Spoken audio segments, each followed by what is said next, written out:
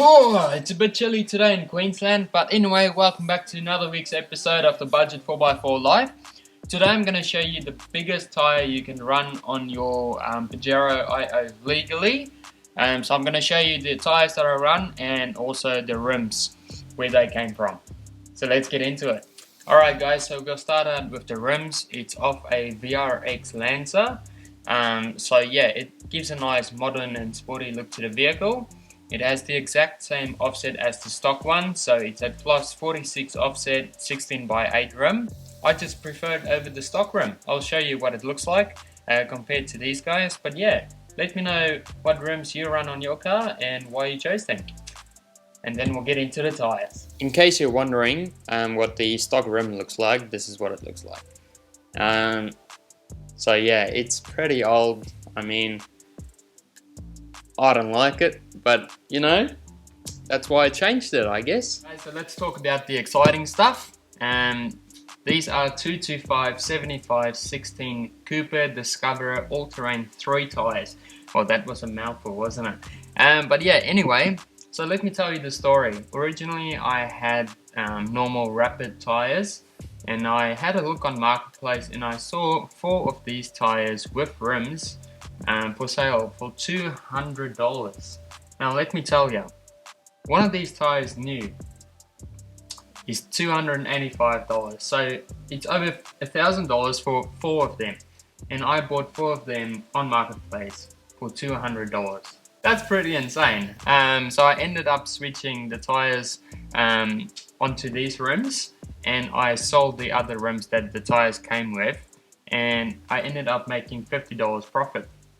So yeah, that was the main reason I went with this tire, is because it was an absolute bargain. As you can see, there's so much thread left on it, it's insane. Also, the previous tires were 225 70 16 tires, so that means this one is 75, so it's obviously a taller profile, which means you get about an inch of lift out of it. So if your diffs are very low and you want to lift them up, it's better to get a higher profile tire and able to lift them up. Otherwise, they are solid on-road and off-road, especially in the rain. They grip a lot harder than the previous tires I had. So yeah, that's pretty good, especially for safety. And then off-road, haven't had a drama with them.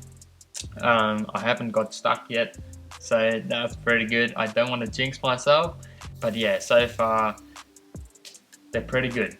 You might also ask whether they rub on the inside, so I'll just show you over there.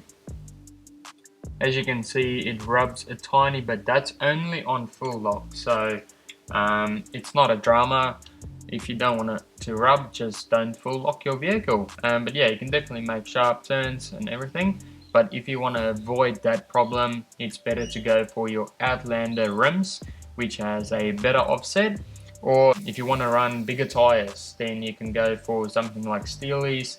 That's a way better offset, and you can go bigger tires, something like 245 75 16, which is about an inch or 2 bigger than this. But then you'll have to engineer it in countries like Australia if you want to make it legal. Otherwise, if you're in South Africa, or you know, you can just do what you want, chuck bigger tires on there and it's all sweet. But yeah, that's pretty much the tires.